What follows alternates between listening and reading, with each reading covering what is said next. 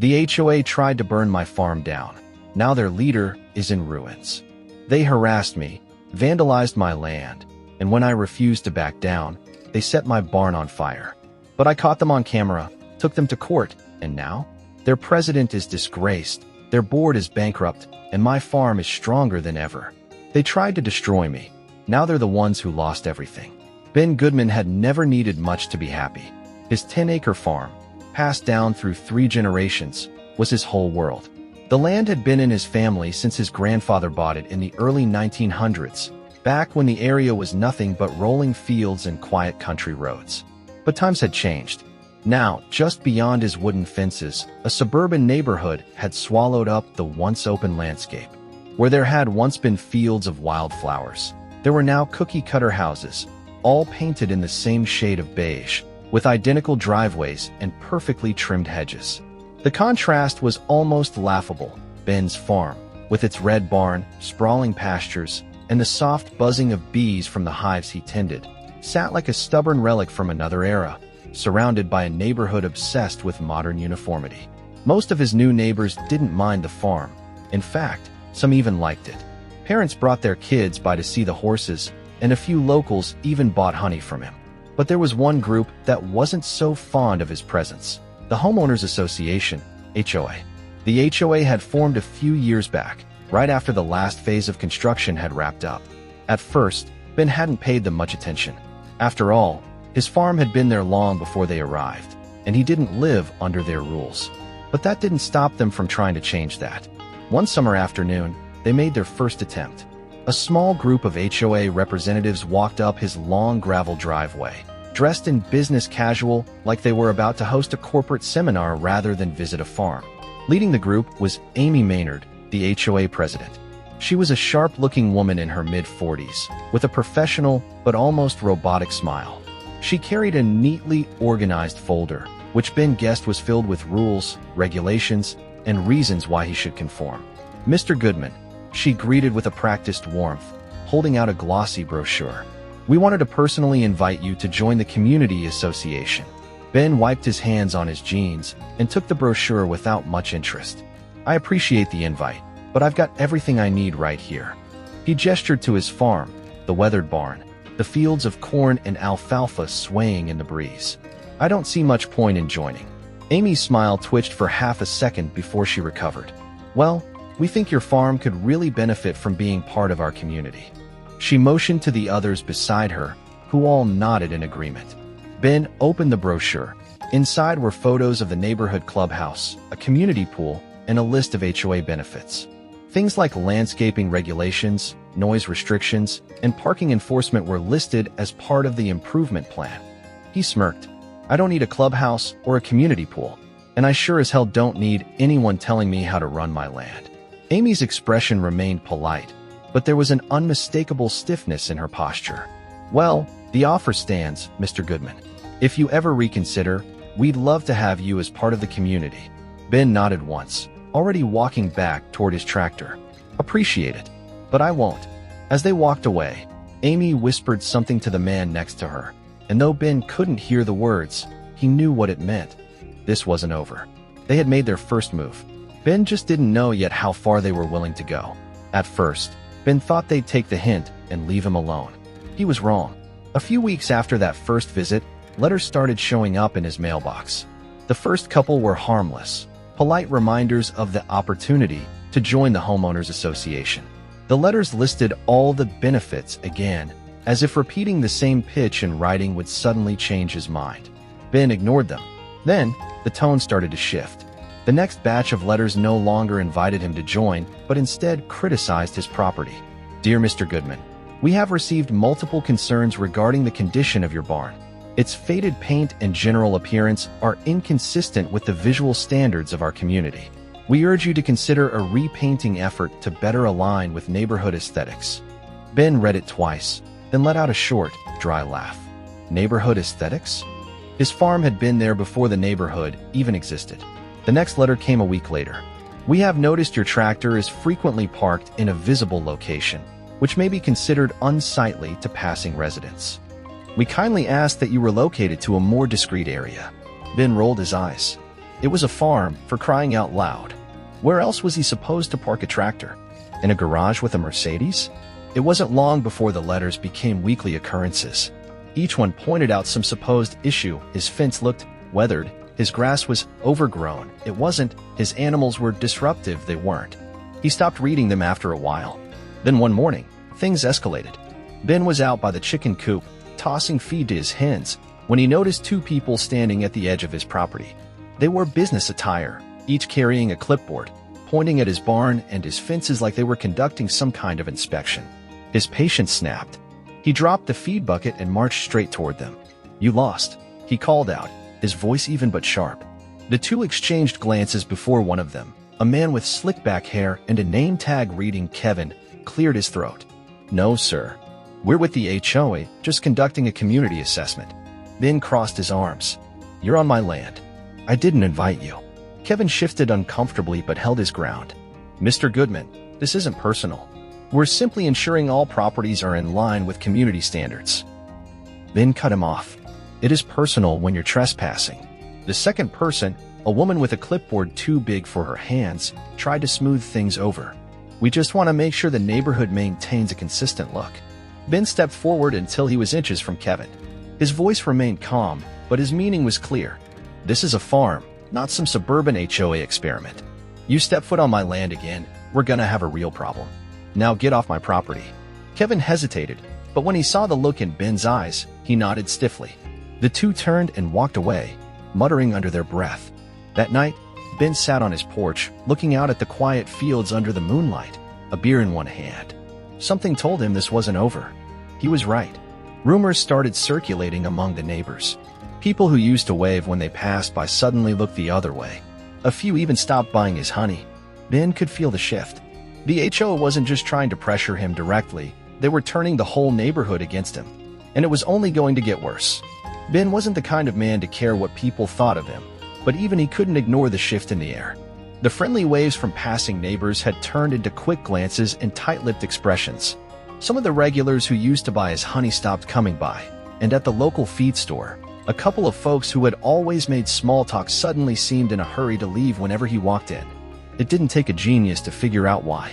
The HOA had started a smear campaign, painting him as the stubborn outsider who refused to improve the neighborhood. Then came the vandalism. It started with his mailbox, which he found one morning leaning at an awkward angle. The wooden post splintered like someone had taken a bat to it. He fixed it, thinking maybe some kids were messing around. But a few days later, it was completely ripped out of the ground and left lying in the ditch. He replaced it again, this time setting the post deeper in concrete. The next incident wasn't so easy to brush off. One evening, as he was closing up the barn, he noticed something splattered across the wood. His stomach tightened as he stepped closer, his boots crunching against dried shells on the ground. Eggs. Someone had pelted the entire side of his barn with eggs, leaving sticky trails down the faded red paint. He clenched his jaw, forcing himself to stay calm as he grabbed a hose and started washing off the mess. It took over an hour, and even then, some of the stains refused to come off completely. A couple of days later, Karen showed up. She stood on his porch, wringing her hands around the strap of her purse, looking uncomfortable. She was one of the few people in the neighborhood who had always been kind, stopping by every now and then to buy honey or just chat. "Ben," she said softly, "I wanted to talk to you about something. I was at the HOA meeting last night, and I probably shouldn't even be telling you this, but I think you need to know. Amy is really pushing hard to get you out." Ben folded his arms, watching her carefully. "What do you mean, get me out?" Karen sighed, glancing around as if to make sure no one was watching. "They're saying your farm is lowering property values, making the neighborhood look unattractive. Some of them want to take legal action, try to force you to comply with their rules." But she hesitated. "Amy," she said, "if legal pressure doesn't work, they might have to find other ways to handle the problem." Ben's eyes darkened. "Other ways?" Karen swallowed hard. She didn't say exactly, but it sounded like a threat. "I just thought you should know." He exhaled through his nose, keeping his expression neutral. "Appreciate it, Karen." She nodded, still looking uneasy, before turning to leave. Ben stood on his porch long after she was gone, staring out at his land, his jaw set. That evening, Amy Maynard showed up in person. She pulled into his driveway in a sleek black SUV, stepping out in her usual polished outfit, that same artificial smile plastered on her face. Ben was standing near the barn, hammer in hand, fixing a section of fencing that had mysteriously been loosened. "Mr. Goodman," she called out smoothly, walking toward him with an air of authority. "I wanted to speak with you face to face." Ben didn't stop hammering. "Already told you, Amy. I'm not interested." She didn't flinch. "I'm afraid this is past the point of interest. Your refusal to cooperate is causing conflict within the neighborhood. We've received multiple complaints about the state of your property, the noise from your animals, and your overall unwillingness to engage with the community." Ben set the hammer down and turned to face her, his expression unreadable. "This land has been in my family for 3 generations.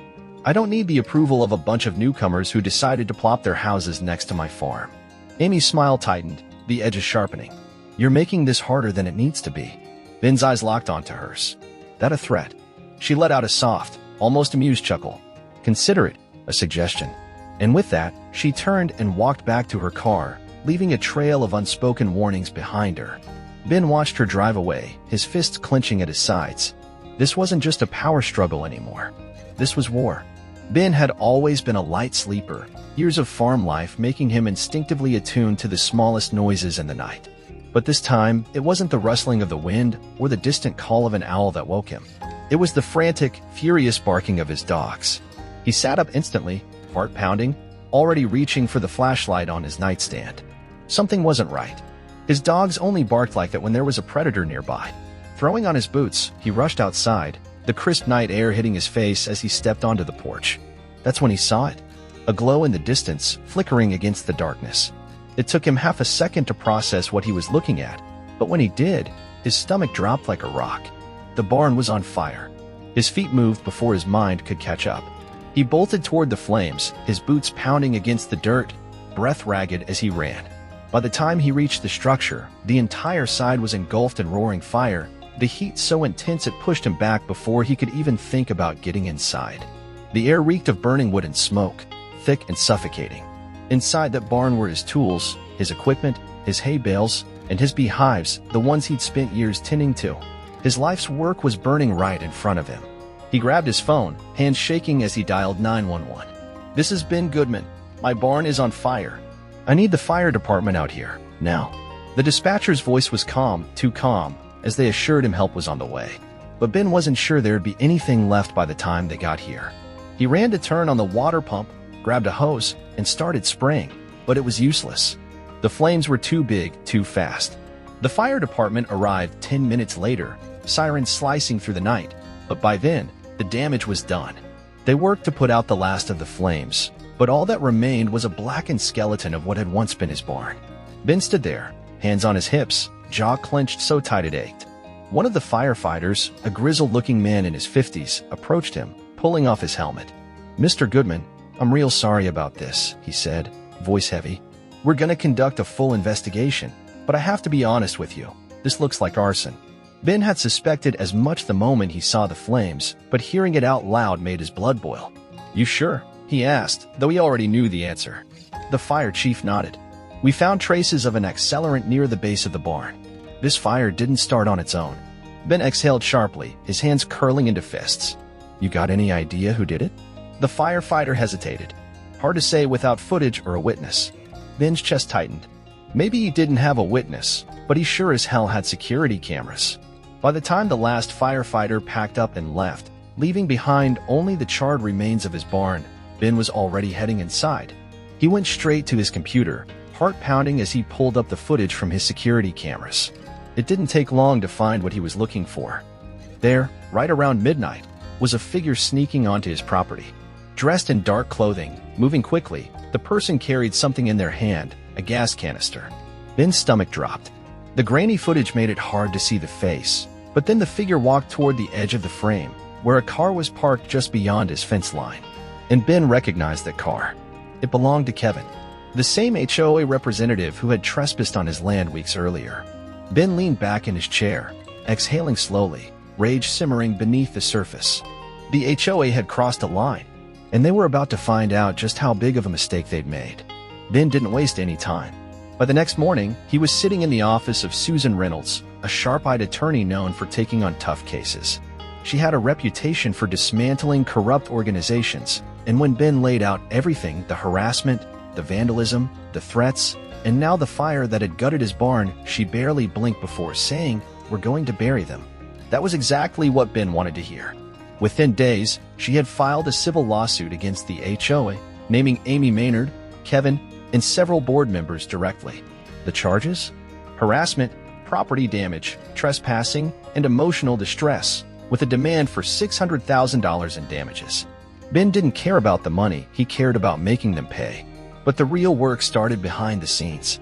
Susan subpoenaed the HOA's internal communications, and what they found was worse than Ben had expected. Emails between board members openly discussed removing the eyesore and finding ways to force him out. One exchange even hinted at arson as a solution, with Kevin writing, "If legal pressure doesn't work, maybe other methods will." That was all Susan needed. The case moved to court within weeks, drawing attention from the local media. Reporters showed up at Ben's farm, eager to cover the story of a farmer fighting against an overreaching HOA, painting it as a classic David versus Goliath battle. Ben kept his word short, letting the evidence speak for itself. The first hearing was tense. Susan laid everything out, presenting a timeline of events, the increasing harassment, the vandalism, and finally, the fire that reduced Ben's barn to ashes. She played the security footage in front of the court, pausing on the grainy image of Kevin carrying a gas canister, his car parked just beyond Ben's fence. The HOA's attorney tried to argue that the footage was inconclusive, but then Susan dropped the emails on the table, reading aloud the most damning lines. The courtroom was silent. Amy sat stiffly, her expression unreadable. But Kevin? He was sweating. When Susan called him to the stand, it didn't take long for the pressure to crack him. At first, he denied everything, said he wasn't even there that night. But when Susan cornered him, pressing about the gas canister, his story started to crumble. Finally, under the weight of it all, he blurted out, "It wasn't supposed to go that far. We just wanted to scare him." Gasps rippled through the courtroom. Susan leaned in, her voice calm but sharp. "Who is we?" Kevin's eyes darted to Amy. For the first time since the trial started, Amy looked rattled. Kevin swallowed hard, his hands shaking. Amy said we needed to get rid of him, that he was ruining the community. The room erupted. The judge had to call for order, but the damage was done. Kevin had just implicated Amy Maynard herself. Ben sat back, arms crossed, watching as the woman who had spent months trying to break him finally lost control of the situation. Amy's attorney tried to clean up the mess, but there was no saving it. More HOA members came forward, admitting that Amy had orchestrated the entire campaign against Ben. One board member even provided a recorded conversation where Amy had said, "Sometimes you have to take drastic measures to protect the community." It was over. The HOA's defense fell apart, and by the end of the hearing, the judge ruled in Ben's favor. The HOA was finished. But Ben wasn't done yet. The fallout was swift and brutal. The moment Kevin's confession hit the courtroom, Amy Maynard lost any control she thought she had. She sat stone-faced as the judge ordered a full investigation into the HOA's actions, but her reputation was already shattered. By the time the next hearing rolled around, several board members had turned against her, eager to save themselves. More emails surfaced, messages between Amy and her inner circle, detailing their long-term plan to force Ben out. Some emails were blatant. "If he won't leave, we'll make his life miserable until he does." Others hinted at even darker measures. "We need to send a message that non-compliance isn't an option." When confronted, Amy refused to speak, but it didn't matter anymore. The HOA was crumbling from the inside. With overwhelming evidence stacked against them, the HOA had no choice but to settle. Ben won his lawsuit, receiving $600,000 in damages, a number that made headlines when the media picked up the story. He could hear the whispers in town. Some people thought he'd won the lottery. Others still blamed him for stirring up trouble. But the truth was, no amount of money could undo what had been done.